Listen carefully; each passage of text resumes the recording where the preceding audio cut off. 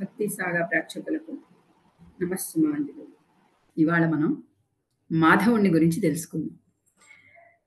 కాశీలో ఎవరైనా శివుడిని దలుచుకుంటారు గానీ, విష్ణుమూర్తిని ఏంటండి అని అంటారేమో. కాశీ విశ్వేశ్వరుడికి ఎంత ఉందో, మాధవుడికి కూడా అంతే ఉందండి అక్కడ. మాధవుడు అంటే ఐదుగురు మాధవులున్నారు మనకి మొత్తం. ఐదుగురు మాధవుల్లోనూ బిందు మాధవుడు కాశీలోనే ఉంటాడు. ఈ బిందు మాధవుడు ఎలా వచ్చాడు? ఏంటి? అని అడిగితే, అది మొత్తం స్థల పురాణం అండి మనకి. పెద్ద పెద్ద కథ ఉంటుంది. అది అందరికీ మీకు తెలిసినదే.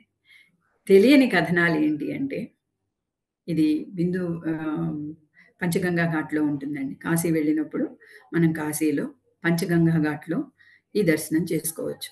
ఇక్కడ 2 విషయాలు ముఖ్యంగా మనం గమనించాలి. మనం ఎవరికైనా గురువు దోషం ఉందనుకోండి, గురుదోషాలున్నప్పుడు దత్తాత్రేయుడి దర్శనం చేసుకుంటూ ఉంటే ఆ గురుదోషం కొంచెం తగ్గుతుందంటారు. అలా మనం దర్శనం చేసుకోవాల్సినవి దత్తక్షేత్రాలు 108 దత్తక్షేత్రాలున్నాయండి మొత్తం. ఈ 108 దత్తక్షేత్రాల్లోనూ ముఖ్యమైన దత్తక్షేత్రం ఈ బిందుమాధవుడి గుడిలో ఉంది.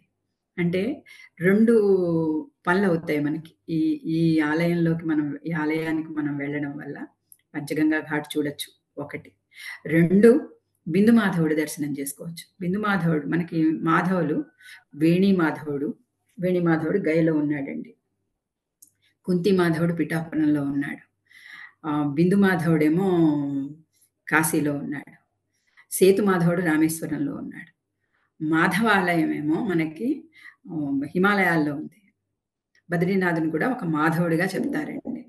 అందుకని మొత్తం పంచమాధవులని చెప్తారు వీళ్ళని. ఈ పంచమాధవుల్లోనూ బిందు మాధవుడిని దర్శించటం వల్ల మనం తెలియకుండానే అనేక తప్పుడు పనులు చేస్తూ ఉంటాం. ఏంటి? అంటుముట్టు అయిన వాళ్ళని ముట్టుకోవటము, మైల వచ్చిన వాళ్ళని ముట్టుకోవటము, లేకపోతే స్నానము అది చెయ్యకుండా హోటల్స్‌కెళ్ళినప్పుడు భోంచేస్తాం గదా! ఆ భోజనం వాళ్ళు స్నానం చేసి ఉండారో, చెయ్యకుండా ఉండారో మనకు తెలియదు. అలాంటి పాపం అంటే ఏది పడితే అది తిన్న పాపము. ఇలాంటివన్నింటినీ కూడా మనం ఈ పాపము, పుణ్యము అనేది నమ్మకం మనది. ముందు ముఖ్యంగా మన నమ్మకం. మనం పాపము అనేది ఉన్నప్పుడు ఖచ్చితంగా దాని రెమెడీ గూడా ఆలోచించాల్సిందే. ఆ నమ్మకం ఎవరైతే ఉందో వాళ్ళు. కొంతమందికి ఆ నమ్మకాలుండవు. నాస్తికులున్నారనుకోండి, వాళ్ళు నమ్మరు. నమ్మని వాళ్ళ గురించి అసలు మనం ఆలోచించక్కర్లేదు. వాళ్ళ వైపుకి మనం వెళ్ళక్కర్లేదు. నమ్మే వాళ్ళకి మాత్రం ఈ గురు సంచారం గురించి మనకి ఇప్పుడు చాలా మందికి జాతకాల మీద ఇంట్రెస్ట్ ఒస్తోంది. ఆ ఇంట్రెస్ట్‌తో దేనికి ఏంటి అని రెమెడీ అని ఆలోచిస్తూ ఉంగరాలు అవి చేయించుకుంటాం గదా! అలా ఖర్చు పెట్టే విషయాలు కాకుండా మన ఇంటి పక్కనున్న దత్తక్షేత్రంలో మనకి ఏదైతే దత్తక్షేత్రం మన ఇంటికి దగ్గరలో ఉంటుందో, ఆ దత్తక్షేత్రానికి వెళ్ళి దత్తస్తవం చదువుకున్నాం అనుకోండి. ఖర్చు లేదు. ఒక ఉంగరం పెట్టుకుంటే ఎంతటి విలువ ఉంటుందో, అంతటి విలువతోటి మనం ముందుకెళ్ళొచ్చు. అంటే ఖర్చు పెడితేనే గురుగ్రహం ఇదవుతుంది అని అనుకోవడానికి లేదండి. ఖర్చు పెట్టకుండా కూడా మనం దైవ దర్శనం చేసుకొని, ఒక స్తోత్రము ఏదో అలా చదువుకుంటూ ఉంటే, మనకి తప్పనిసరిగా మంచే జరుగుతుందండి. దానికి నేను కొన్ని ప్రత్యక్ష ఉదాహరణలే చెప్తాను. ఈ బిందు మాధవుడి దర్శనం చేయడం అనేది నాకు చాలా ఇష్టమైన పని. నేను అనుకుంటాను ఇవన్నీ దర్శనాలు చెయ్యటం వల్లే పిల్లలకి ఏదైనా కష్టాలొస్తున్నా గట్టెక్కుతున్నానేమో అనే ఒక చిన్న ఆలోచన తెలిసే ఉండొచ్చు. మా బాబుకి క్యాన్సర్ వచ్చింది. వాడు మంచం మీద పడుకొని నన్ను ఒక మాట అడిగాడు. అమ్మా, నువ్వు చేస్తున్న ఈ పూజలు వీటి వల్ల నేను కోలుకుంటున్నాను. నేను చేస్తే కదా నా తర్వాత తరాలన్నింటికి బావుండేది. అందుకని సంవత్సరంలో నేను శక్తిపీఠాలు, అష్టాదశ శక్తిపీఠాలు దర్శనం చేసుకుంటానమ్మా. ఆ ఓపిక నాకు రావాలి అని అన్నాడండి. 7 నెలలయింది. 15వ పీఠం మొన్నే చూసొచ్చేసాడు వాడు. నేను ఇవన్నీ కూడా ఏదో చెప్పాలి అని చెప్పట్లేదు. ఎవరినో ఇన్‌స్పైర్ చేయాలని గూడా నేను చెప్పట్లేదు. జీవిత సత్యాలండి ఇవన్నీ. మనం నమ్మినా, నమ్మకపోయినా ఈరోజు అందరూ సనాతన ధర్మం అని చెప్తున్నారు. ఈ సనాతన ధర్మం ఏంటి అంటే పెద్దల మాట వినడం. పెద్దవాళ్ళు ఏం చెప్పారో దాన్ని వినడం. వినదగునెవ్వరు చెప్పిన వినినంతనే వేగపడక వివరింపదగును. అంటే ఏదో వినేసాం గనక మేము చేసేస్తాం అని గుడ్డిగా అనుకోకుండా, ఒక్క నిమిషం, ఒక క్షణం ఆలోచించండి. ఒక కెంపు పెట్టుకుంటే వచ్చే శక్తి, ఒక సౌందర్య లహరి చదివితే కూడా ఇంకా ఎక్కువొస్తుంది. అలాగే ఒక ఖడ్గమాల స్తోత్రం చదవడం వల్ల ఇంకా ఎక్కువవుతుంది. మా బాబుకి ఒంట్లో బాగాలేదు అని తెలిసిన రోజు మొదలుపెట్టానండి నేను. హనుమాన్ చాలీసా. 1,00,000 హనుమాన్ చాలీసా చేశాను నేను. 3 నెలలు పట్టింది నాకు 1,00,000 చేయటానికి. 3 నెలల్లో పిల్లవాడు కోలుకున్నాడు. చక్కగా ఆఫీస్‌కెళ్ళిపోతున్నాడు. అష్టాదశ శక్తి పీఠాలు దర్శనం చేసుకుంటున్నాడు. అంటే అది నమ్మకం. ముందు ముఖ్యంగా నేను నమ్మిన సత్యం అది. ఆ నమ్మకం నాకేం వమ్ము అవ్వటం లేదు. అంటే బిందు మాధవ దర్శనం గాని, వాడు వెళ్ళినప్పుడల్లా చెప్తూ ఉంటాను. మాహూర్ ఎళ్ళంగానే అన్నాను. నాన్న నీది గురుగ్రహం కొంచెం అటు ఇటుగా ఉందిరా. ఒకసారి అక్కడ దత్తక్షేత్రాలున్నాయి. దత్తుడు పుట్టిన చోటది. అందుకని ఒకసారి దత్తక్షేత్రం దర్శనం చేసేసుకొని రా అమ్మ అని చెప్పి. దత్తక్షేత్రాలకు వెళ్తే ఇంకొక విషయం గూడా మీకు అర్థమవుతుందండి. అంటే నేనిది సైడ్ ట్రాక్ లాగా కాశీలో గురించి చెప్పకుండా ఈవిడ దత్తక్షేత్రం గురించి చెప్తుందని అనుకోకుండా, బిందు మాధవుడి గుడిలో దత్తుడున్నాడు. 108 దత్తుల్లో ఒక దత్తుడు కాశీలోనే దత్తాత్రేయ స్వాములు నలుగురున్నారక్కడ. నలుగురిలో ఒకాయన బిందు మాధవుడి గుడిలో ఉన్నాడు. అట్లా మనం అనుకుని ఒకసారి దర్శనం చేసుకొని దండం పెట్టుకుంటే, మన గురు గ్రహ సంచారం సమంగా ఉంటుందండి. అంటే నాకు జాతకాలు తెలియవు. ఏం తెలియదు. కానీ నేను గమనించింది, నా మీద నేను అబ్జర్వ్ చేసుకున్నదే నేను మీకు చెప్తున్నాను. దానివల్ల మంచే జరుగుతుంది మనకి.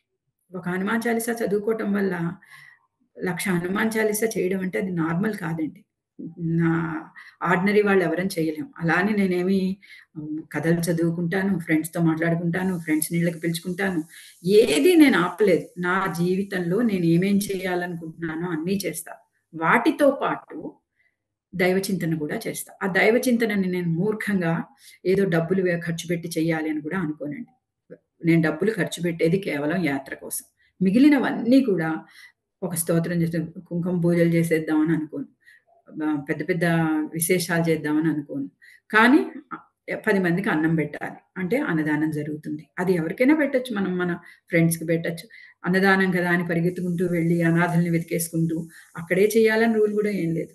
మనకు తెలిసిన చక్కగా నలుగురిని పిలుచుకొని కడుపు నిండా వాళ్ళకి అన్నం పెట్టి వాళ్ళని పంపిస్తే కూడా అది అన్నదానమే. మనకి చాతనయింది. మనం ఇతరుల మీద ఫైనాన్షియల్ బర్డెన్ పెట్టకుండా ఏది మనం చెయ్యగలము, అది చెయ్యటమే కాశీ నేర్పించిందండి నాకు. కాశీ ఒకటే చెప్తుంది. ఎవరైనా సరే మీరు కాశీ వెళ్ళినప్పుడు కాశీని అబ్జర్వ్ చేయండి. అబ్జర్వ్ చేస్తే ఆ గమనింపులో మీకు దొరికేది ఏంటి అంటే జీవిత సత్యం. ఏది మనం చేస్తే బావుంటుంది, ఏది చేస్తే బావుండదు. ఏం చేసినా మనం చేరాల్సింది మణికర్ణికకో, హరిశ్చంద్ర ఘాట్‌కో. ఈ విషయాన్ని మనకు పదే పదే చెప్పటానికే కాశీ వెళ్ళడం అండి.